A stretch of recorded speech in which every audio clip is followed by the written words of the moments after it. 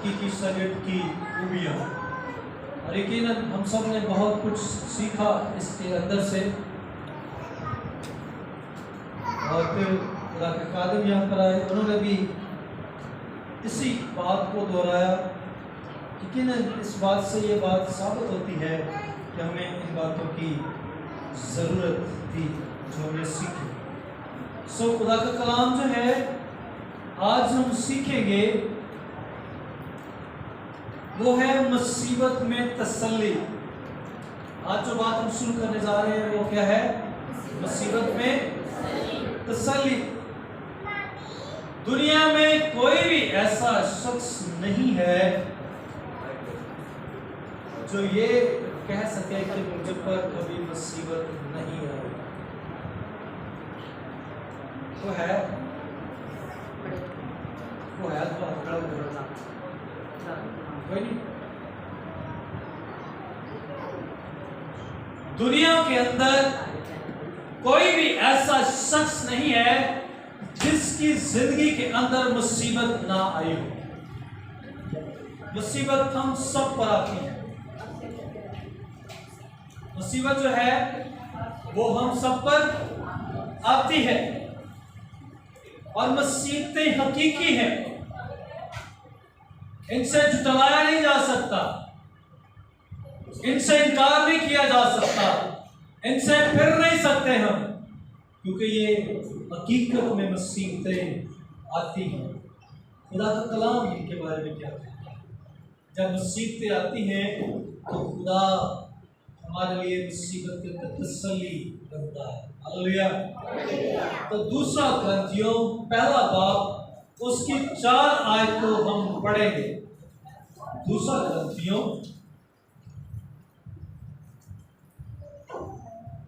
पहला बाब और 4 आयतों खुदा के कलाम के अंदर से हम जानेंगे, सीखेंगे। खुदा जो है वो बड़ा अजीम बात है, कदूस है।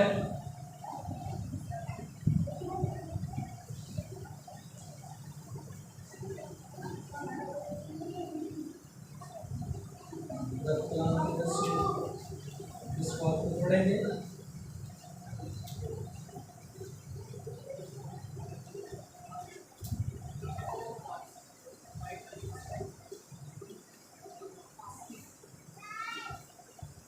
लिखा है, वो हमारी सब मुसीबतों में हमको तसल्ली देता है ताकि हम उस तसल्ली के सबब से जो खुदा हमें बख्शता है उनको भी तसल्ली दे सकें जो किसी तरह की मुसीबत में हैं। फिर से पढ़ूंगा, वो हमारी सब मुसीबतों में हमको तसल्ली देता है ताकि हम उस तसल्ली के सबब से जो खुदा हमें बख्शता है उसको भी तसल्ली दे सके जो किसी तरह की मुसीबत में है। कलाम जो है वो इस बात को बयान करता है। ये जो इससे पहले कि हम इससे आगे बढ़े तो पौलुस ने ये खत कुरिन्थस की कलीसिया को लिखा। ये खत जो है पौलुस रसूल ने कुरिन्थस की कलीसिया को लिखा और तमाम अखिया में फैले हुए ईमानदारों को लिखा। ये जो खत है कुरिन्थियों का, ये पौलुस रसूल ने किनको लिखा? कुरिन्थस की कलीसिया को। किसको लिखा? और अखिया में फैले हुए तमाम ईमानदारों के लिए लिखा इसको। और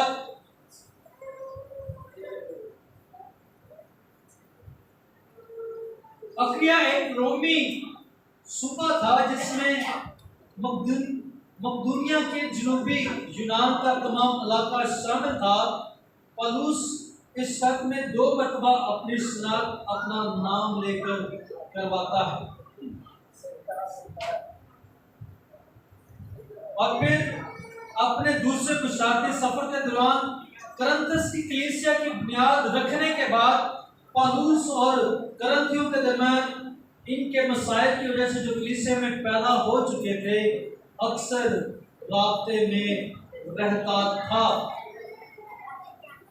और इन राबतों की तरतीब, करंथियों के लिखे जाने के हालात के बारे में दर्जा जो है वो पौलुस रसूल अपने खतूत में बयान करता है। पौलुस और तीसरे में कुछ इब्तदाई रातों और खत किताबत के बाद पौलुस ने इफिसस ग्रंथियों के नाम पहला जो खत लिखा, उसके बाद पौलुस ने जो है वो पार करंथस का दौरा किया ताकि कलीसिया में मौजूदा मसाइल को हल कर सके।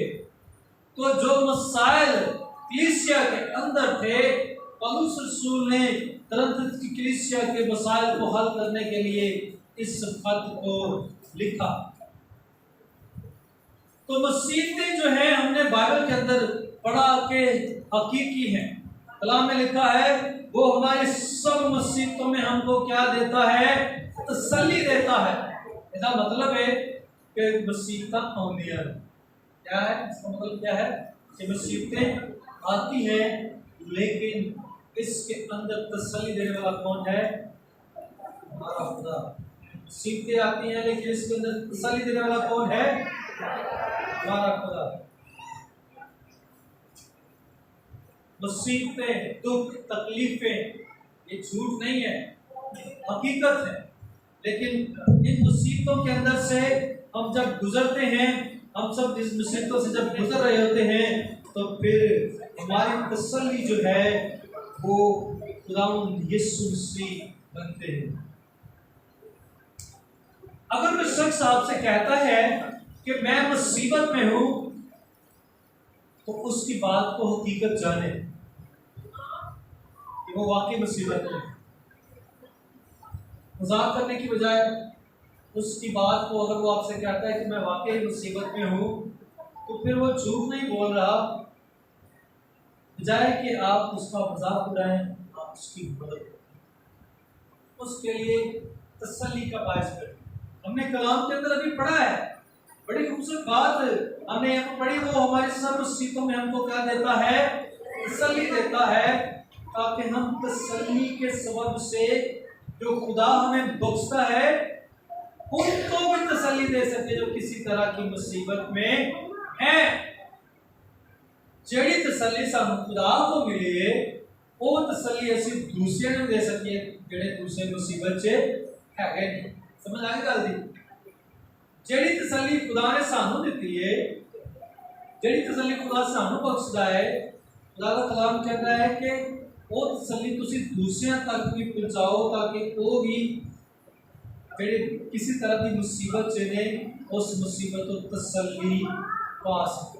हालेलुया। तो फिर हमें खुदा से तसल्ली मिलती है, हमें ज़रूरत है कि हम दूसरों को भी इस बात के लिए वादा करें, दूसरों को भी तसल्ली दें, उनको भी सिखाएं कि किसी तरह से जिस मुसीबत में भी है, जिस दुख में भी है, हम उनके लिए तसल्ली का बायस बने।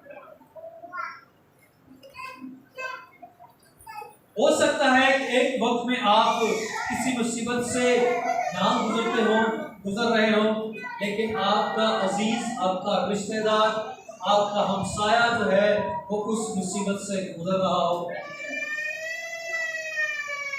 हो सकता है कि आपकी जिंदगी पर उस वक्त मुसीबत ना हो, लेकिन आपका रिश्तेदार, आपका फैमिली का फर्द, आपका अजीज, आपका दोस्त, आपका भाई, आपकी बहन, रिश्ते में कोई भी शख्स जो है वो मुसीबत के अंदर फंसा हुआ हो और उस मुसीबत से गुजर रहा हो, तो उस दौरान हमें जरूरत है कि बजाय हम उससे मुंह फेरें, हम उसको तसल्ली दें।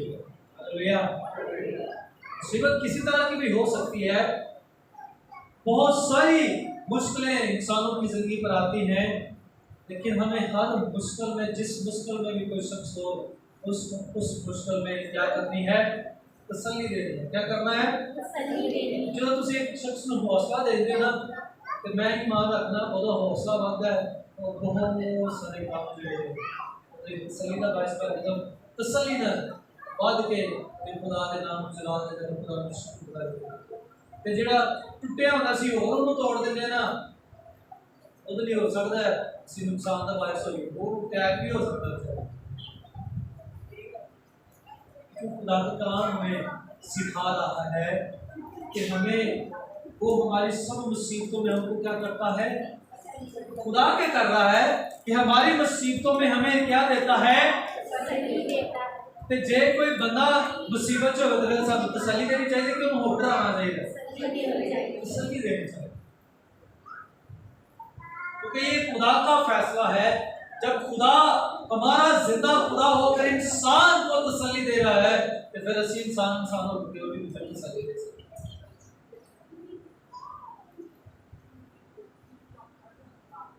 हैं। हमें इस तरह से अपनी जिंदगी को गुजारना है ताकि हम बरकत पाए। हम इसको दोहराएंगे, इस आयत को दोहराएंगे। मेरे पीछे आपने बोला है वो हमारी सब मुसीबतों में हमको तसल्ली देता है ताकि हम उसकी तसल्ली के सबब से जो खुदा हमें बख्शता है उनको भी तसल्ली दे सके जो किसी तरह की मुसीबत में है। सारे नहीं बोल रहे, वो हमारी सब मुसीबतों में हमको तसल्ली देता है ताकि हम उस तसल्ली के सबब से जो खुदा हमें बख्शता है उनको भी तसल्ली दे सके जो किसी तरह की मुसीबत में है। समझ आई? तसल्ली कौन दे रहा है? जे खुदा इंसानों को तसल्ली दे रहा है तो फिर इंसानों वास्ते की करना चाहिए? तसल्ली देनी चाहिए और भावें किसी भी। दूसरी गल, पहली गल से सीखी कि मुसीबतें हकीकी हैं। दूसरी गल सीखने लगे हैं मुसीबतें जिंदगी के लिए खतरा भी हो जाती हैं। मुसीबतें जो हैं वो जिंदगी के लिए क्या हो जाती हैं? खतरा भी हो जाती हैं। पहला दूसरा कुरिन्थियों पहला बाब 8 से 9 आयत को पढ़ेंगे हम। लिखा है, ए भाइयों, हम नहीं चाहते कि तुम इस मुसीबत से ना वाकिफ रहो जो आसिया में हम पर पड़ी कि हम हद से ज्यादा और ताकत से बाहर पस्त हो गए, यहाँ तक कि हमने जिंदगी से भी हाथ धो लिए। जिंदगी से भी क्या कर लिए? बल्कि अपने ऊपर मौत के हुक्म का यकीन कर चुके थे ताकि अपना भरोसा ना रखें बल्कि खुदा का जो मुर्दों को जलाता है। मुसीबतें जो है जिंदगी के लिए खतरा भी हो जाती हैं और कलाम हमें सिखाता है। लिखा है, भाइयों, हम नहीं चाहते कि तुम भी मुसीबत से ना वाकिफ रहो जो आसिया में हम पर पड़ी कि हम हद से ज्यादा ताकत से बाहर पस्त हो गए। ये उस वक्त का वाकया है जब खुदा के लोग इस मुसीबत के अंदर, आसिया के अंदर मुसीबत में पड़े हुए थे और वो इस बात को बयान कर रहे हैं कि हम आसिया में जो हम पर मुसीबत आई, हम नहीं चाहते कि तुम भी इस मुसीबत से ना वाकिफ रहो। जब हम पर मुसीबत आई तो इस तरह से हुआ कि हमारी हद जो थी, हम हद से ज्यादा और ताकत से बाहर पस्त हो गए। इतनी बड़ी मुसीबत साढ़े के आ गई कैसी हद तो ज्यादा अपनी ताकत तो भी पस्त हो गई, तो भी बाहर हो गए, साड़ी ताकत तो बाहर मुसीबत जड़ी सी बर्दाश्त तो बाहर हो गई। लिखा है, यहाँ तक कि हमने जिंदगी से भी हाथ धो लिए। ऐतो तक साड़ी नौबत जड़ी है वो मरण तक आ गई, बल्कि असी हाथ धो ही बैठे सा। जिंदगी तो हम हाथ धो ही बैठे थे या हाथ धो ही लिए थे, बल्कि अपने ऊपर मौत के हुक्म का यकीन कर चुके थे। इतों तक सानू यकीन हो गया सी कि असी मौत का हिस्सा बन गए। असी मौत का हिस्सा की हो गए बन गए।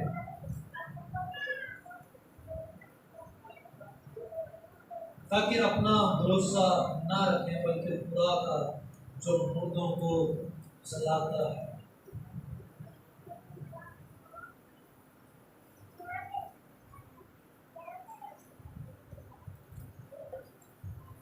जान मुसीबत के अंदर चली जाती है।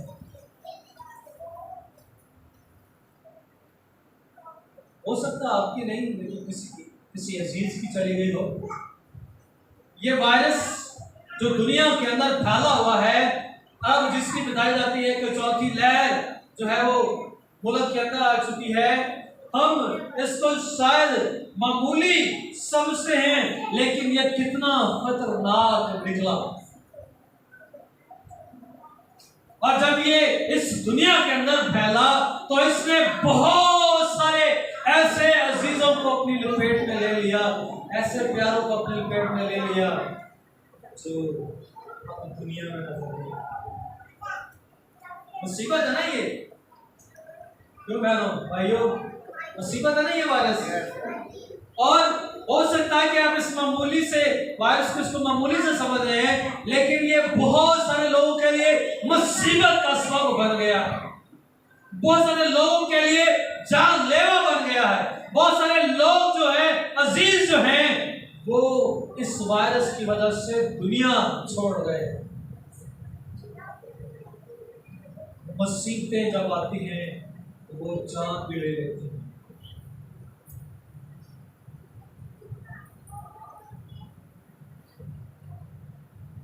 हमारे कितने प्यारे इस दुनिया से चले गए। मुसीबत जो है वो जिंदगी के लिए खतरा हो सकती है। जब मुसीबत इंसान की जिंदगी पर आती है तो वो उसकी जान ले सकती है। इसलिए खुदा का कलाम हमें सिखाता है इस बड़ी मुसीबत में दूसरों को क्या करो, तसल्ली दो। इस बड़ी मुसीबत में दूसरों को क्या करो, तसल्ली दो। अगर कोई शख्स बीमार है तो बजाय कर तुम्हें आए नहीं तेरा तो रात भी बड़ा खादा पीला हो गया, और जिन्नी को बीमार से पहले पहनो तो दूरी हो।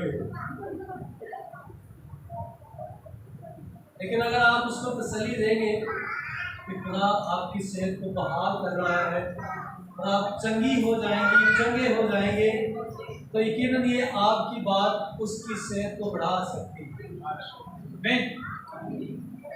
ले तू इधर आ, गिरजे आ, दुआ करा, तू ठीक हो जाएगी। ले छड़ तू गिरजे की जाग करना, गिरजे केड़ी शफा होंदी, चला मैं तेरे सुनाने पीर को लेके जावां, इंज दम करना ते फौरन ठीक हो जाती।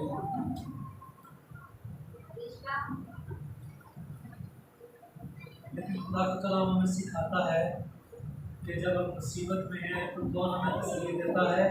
कौन देता है? खुदा देता है।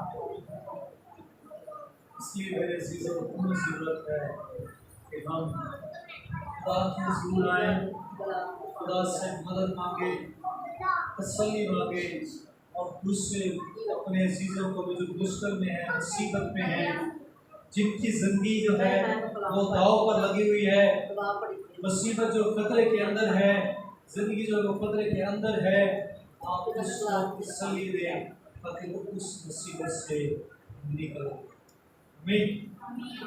तीसरी बात, मुसीबतों में खुदा पर भरोसा रखें। किस पर भरोसा रखें? जब मुसीबत आ गई तो किहदे ते भरोसा रखना है? खुदा। अगर आप पर मुसीबतें आ गई हैं तो फिर आप अपना रुख ना खुदा से बदलें। आप मुसीबतों में हैं तो अपना रुख ना तब्दील करें खुदा से। बहुत सारे लोगों पर मुसीबतें अगर वो खुदा के घर में आते हैं, खुदा के साथ पढ़ते हैं, जुड़ते हैं, तो जब उन पर मुसीबतें आती हैं वो खुदा उन्हें छड़ देते हैं। वो कहते हैं असीं जो भी दुआ कर रहे हैं साढ़े मुसीबतें ही आ जाती। अरे जो घर दुआ शुरू की है साढ़े तो मुसीबत शुरू हो जाती है। क्यों? क्योंकि इब्लीस जो है जिसने खाना को जकड़ा हुआ है, जब वो दुआओं में लग जाता है तो फिर इब्लीस की दौर को पुलिस कहना तेन मुसीबत ने पाया तू क्यों निकलने है, तेन मुसीबत ने रखा तू मुसीबत बाहर निकलने है। जब जब जैसे जैसे वो खुदा से दुआ करता है तो पुलिस जोर डालना शुरू कर देता है। तो मैं अक्सर खानदान सुने हुए जो ही दुआ शुरू की थी मुसीबत जी आई जाते। तो जब आप दुश्मन के हाथों से छूट रहे होते हैं या खुदा आपको छुड़ा रहा होता है तो फिर आपका दुश्मन जो है वो भी अपना पूरा जोर लगाता है आप उस मुसीबत से निकलेंगे। लेकिन मेरा और आपका खुदा जो है वो इब्लीस से ज्यादा ताकतवर है, जोरावर है। वो जब मुसीबतों से निकालता है तो इब्लीस जितना मर्जी जोर लगा ले वो अपने लोगों को खींच कर ले जाता है। तो फिर जब मुसीबतें खुदा के साथ चलने से आना शुरू हो जाए तो घबराना नहीं है, दिल नहीं खोता है। घर के अंदर नुकसान हो सकता है, कारोबार का नुकसान हो सकता है, बदरी नुकसान हो सकता है, माली नुकसान हो सकता है,